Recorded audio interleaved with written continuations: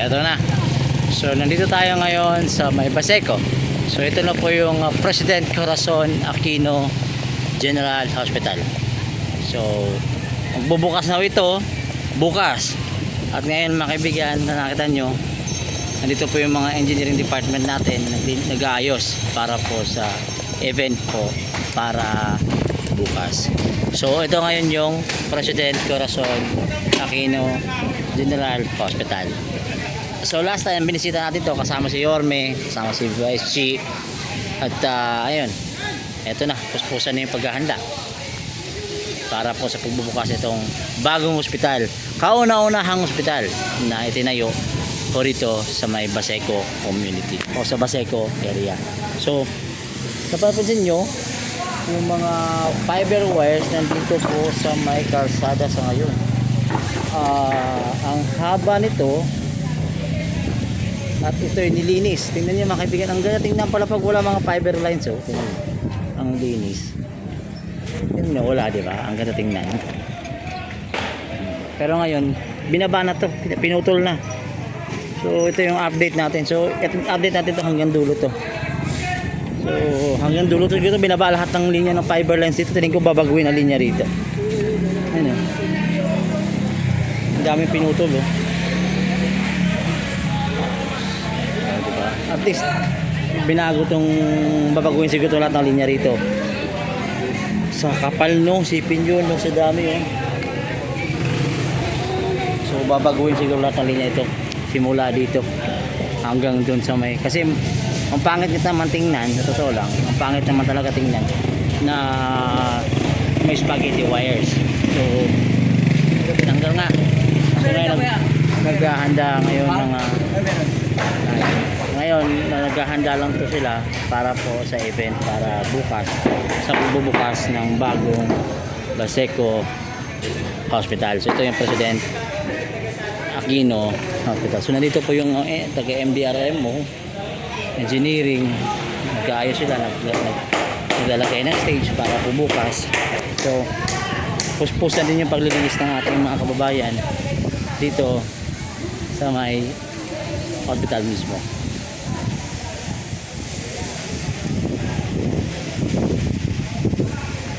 Ang laking bagay ito, ang laking tulong nito sa ating mga kababayan dito po, especially po sa Baseco area. Malaking tulong to, malaking bagay to, at hindi na sila lalayo.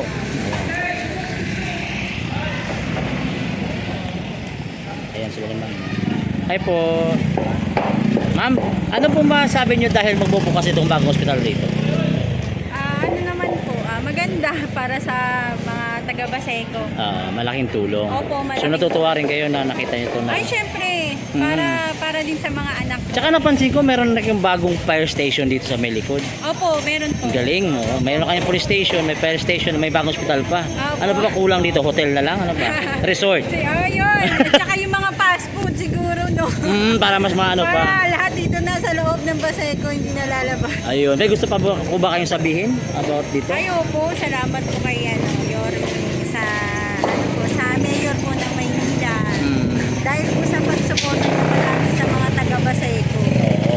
Actually yung Baseco ngayon, iba na. Opo, Ang layo na ng Baseco. Laki na ng improvement ng Baseco dahil sa kanya. Alright. So ingat kayo. Maraming salamat. Ayan o. Hi. Kulang pala dito. College lang no. Opo, college. Tropa, taga dito ka ba, tropa? Taga dito ka ba? Hindi po, taga Davao po ako. Taga Davao. Pero nakita mo itong hospital na to? Lagi ka ba dito? Isa lang po. Bakasyon ka lang ngayon? So may masabi ka ba sa hospital na to? Meron po. Ano? Maganda po. Maganda, maayos. Paringat ka ha. Pag-amping. Hindi po.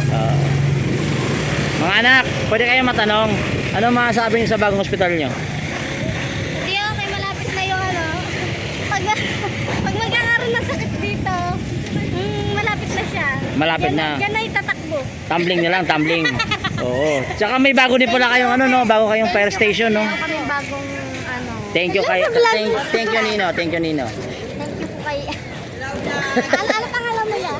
Channel Red, Channel Red. Ano pa alam sa ano? Channel Red. Channel Red? Oo, yun. Okay, shout out sa'yo. Oh, shout out din sa'yo, ate. Shout out! Oh, ingat kayo ha. Sa mga ano dyan, Oo. Kupal. Ayan mga kaibigan, so ito po ang sitwasyon dito. Ate, magandang tanghali po. Ay, mami pala, ma'am.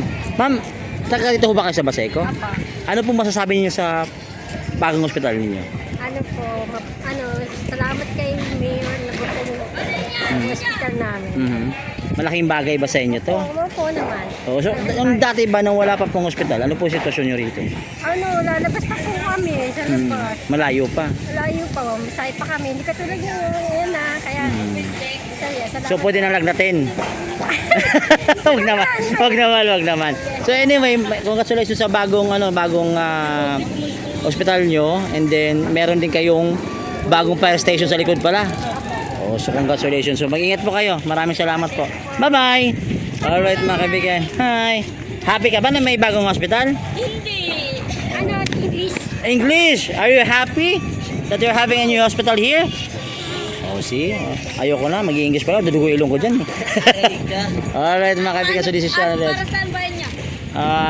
Dito tayo para i-update natin tong bagong sabi lang, malapit sa school lang to. School, hospital, school. Tabi-tabi lang po yung mga bagong naitayo rito. Sa likod, fire station, mayroon po police station. Ang daming pagbabago na nangyayari po rito sa may Baseco community o sa Baseco area. So mga kaibigan, tanong-tanong pa tayo kung ano pong ating ano pong masasabi ng ating mga kababayan dito po sa may Baseco. So especially mga kabataan. Ito, si Kuya. Sir, taga rito ka ba sa Baseco mismo? Sir, ano pa masasabi niyo sa bagong hospital ninyo? Ayos? Parang mahihain ka. Okay pa rin. Ingat tayo. Saan ka punta? Para may layas Ayan mga kaibigan. So, tatanong pa tayo sa mga kababayan dito kung ano po masasabi nila sa bagong hospital ng Baseco. So, malaking bagay ito. So, ito si Mami. Mami, magandang tanghali sa'yo. Mami, taga rito ka ba talaga sa Baseco? Opo. Ano po masasabi mo dito sa bagong hospital ng Baseco? Maganda po kasi hindi na kami mahirapan in case na hindi na po kami lalabas. Gaano po ba kahirap yung sitwasyon nyo dati na wala pang ospital rito? Sobrang hirap po. Una-una po, ang taga Baseco po talaga, inaano talaga nila yung palipat-lipat po kami ng ospital. Hindi stable na papuntahan. Kasi malapit dito, GAT, no? Opo. Tapos minsan, Pagkatapos po namin sa GAT, inaano naman po kami sa Mother Infant. Tapos pagdating naman po, inaano naman po kami sa Manila Hospital. palipat-lipat. Palipat-lipat. So malayo yung napupuntahan lalo, especially pag puno yung hospital. Lalo na po. So ngayon may sarili kayong hospital, bagong-bago. So ito, malaking bagay sa... Malaking bagay po sa amin, lalo na sa mga may mga anak, mga may na... So konting lang na takbo ito kasi malapit eh. Oo, malapit na lang. Tapos may bago din pala kayong fire station yung sa likod, ano? Opo, Oh, meron. ang galing, kompleto. At least dumadami na. Ano ba kulang sa Baseco? Ano ba bang kailangan idagdag rito? Kompleto na rin ata eh. Meron na kayong ano dito, yung Kasi ang mahalaga dito sa atin sa Baseco, lalo sa mga sa amin, yung hospital po talaga. oh. So ngayon po parang na po sa amin na So balita ko naka-aircon daw 'yan. Opo. O baka gawin tambayan niya. Ayaw na umuwi. Oh, anyway, maraming salamat. May gusto ka bang sabihin sa ating mahal na Yorme? Maraming salamat po, Yorme, na nagkaroon po kami ng sariling hospital po dito sa loob ng Baseco. Hindi na po kami mahihirapan po. Malapit na po sa amin. At least yung bangs mo, hindi na masakit yung bangs mo, no? So anong masasabi niyo mga children sa bagong hospital? Masaya po. Thank you. Mag-ingat kayo ha.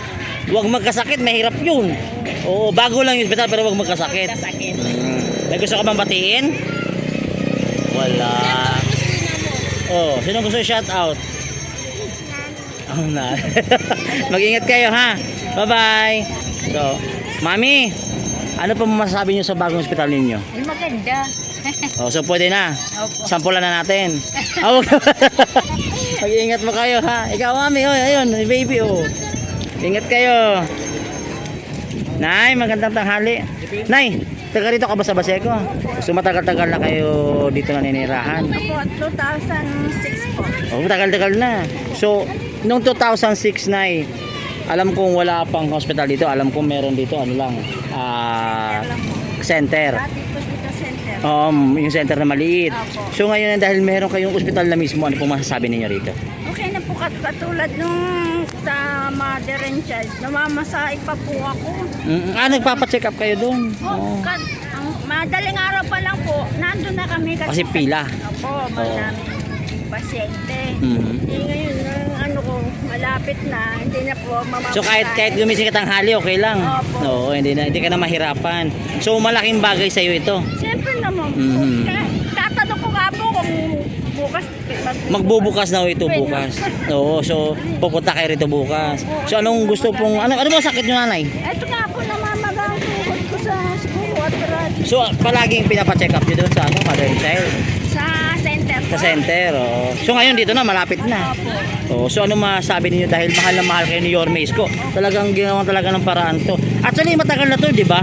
Nung unang pag-upo niya pa lang to. Kaso nga lang nung sumunod na administrasyon hindi na siya kaso ito. Ngayon ulit sa pag-upo niya, binalik to para sa inyo. Yan, yung bago pa sa Mag-mayor, magtumakbo sa presidente noon. Naiwan to. So ngayon dahil nandito na, Nay, anong gustong sabihin mo kay Yorme, Nay? Napapasalamat po ako kay Mayor kasi natupad na po yung sinasabi niya na magkaroon kami ng hospital dito sa Baseco. Marami po salamat kasi malapit na po ang pag-ano namin. So dati, Nay, pangarap nyo to na magkaroon ng ospital na dito? Hindi naman po kasi ang layo. Sobrang layo, magastos pa. Tapos pagdating doon, maganda ka pag alis dito, pagdating doon, pulas ka na. Salamat po. Babalikan po, masahe na Oo, magastos. Saka yung oras mo, hassle. alas 3 pa lang, alas 2 ng madaling araw, pila ka doon kasi marami. Oo. So ayun nga, at least nadinggan na po yung panalangin ninyo. Salamat sa Diyos. Oo, dahil ginamit si Yorme na instrumento. Sa Panginoon. Yes. Nanay, magandang tanghali sa iyo, mag-ingat ka. Well, see you bukas. Oo. Madaling araw pa lang. Oo, balita ko aircon daw to. Apo. O doon tayo tatambay. O tatambay lang ha. Nanay, mag-ingat ka. Maraming salamat po. Alright mga kaibigan, so this is Sean once again. Ito po yung update natin dito po sa area ng Baseco. Ito po yung Baseco community. Pinakabagong bago. At marami po akong update na naikutan right now.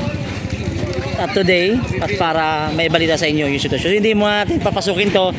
Bukas na natin papasukin to pag pagbukas na mismo ng hospital na to. Actually, napunta natin to last time pero mas maganda pa rin makita talaga natin na kompleto na ang loob nitong Baseco community. So anyway mga kaibigan, maraming salamat po. Mag-ingat po tayo. Boss, may tatanong ako sa'yo. Magandang tanghali sa'yo. Ano masasabi mo dahil meron na kayong bagong hospital? Okay naman yan, sir eh. Na nandito na yung hospital, hindi ka na makapunta pa doon ng ibang hospital eh. Hindi ka na lalayo. Nandito na sa sa loob ng Baseco. Sobrang malaking bagay sa inyo ito. Eh, siyempre naman eh, ang dami dito nakatakbo doon sa sa Delpan. Eh, wala pang dito. Eh, ngayon, Ito na. malaking bagay na to. Oo. Dito na. Isang tumbling mo lang, dyan na. Oo. Okay. Kaya nga, ganun na ni... Basta para wag ka makakasakit, mahirap na. Okay. Importante healthy. Nabuksan si sa isko pa dito, nakabalik na sa Oo nga no, sa tagal na di ba? Oo. Maraming salamat sir. Ingat po kayo. Bata mo. Mas bata mo. Nakikita ang hinahanap. O ingat ka ha. O, huwag ka mapapainit ha. Tatalangin ko ito si nanay. Yun o. Yun o. Mami, magandang tanghali po. Tatanungin lang kita, ano po ba masasabi ninyo about ito sa bagong hospital? Napakaganda po yan para po sa aming taga-Baseco. Hindi na po kami lalabas. Salamat po kay Mayor Isko Moreno at natupad din yung pangarap ng taga-Baseco na. Pangarap na taga Baseco. Yes po, na magkaroon po ng sarili pong hospital po. Especially sa ating mga kababayan, mga kapatid na Muslim. So malaking bagay ito sa inyo dahil nga malapit na lang talaga. Kasi nung wala pa, Eh, siyempre lalabas pa kami, nahihirapan din kami. So ito, hindi namin inasahan na magkakaroon po ng sariling hospital dito po sa amin. so ito yung pinangakong tinupad na. So ano pa masasabi mo kayo? Yorme, maraming salamat po sa hospital na para po sa taga-Baseco. Thank you very much po. Pagpalain po kayo ng may kapal. Ayun, maraming salamat po. Maraming salamat. Ingat po kayo. Bye-bye! God bless po. See you po. Ayan o. Oh, yun o. Yun, yung mga masipag oh. Oh, yun oh. Oh, mga taga flood control to. Shout out sa inyo. Shout out. Mga kabataan, matanong ko lang. Ano masasabi nyo dito sa bagong hospital ng Baseco? Dito kayo. Maganda po, maganda. Oh, yun nga, tawil lang kita ko. Ito, seryoso. Ano masasabi bilang mga kabataan dito sa Baseco? Ano po, magiging ano po siya, mabilis po siya matakbuhan ng mga emergency na like parang pag may mga aksidente po, pwede po agad dito masugod. Oo, pero wag naman lagi ha. Mahirap na. O, mag-ingat ka. Salamat. Ayan mga kaibigan. So, ayan, flood control 2. Baka naman. Oo, baka naman. Baka naman sa mga flood control 2. Kumain na ba kayo? Kaibigan mo yun, no? Oo, boss ko yan. Boss! Bota, boy. Oh. Tanggalin mo na yan, pag-merienda ka na. Yorme, yun. Sasabi ko. Hey! Hey!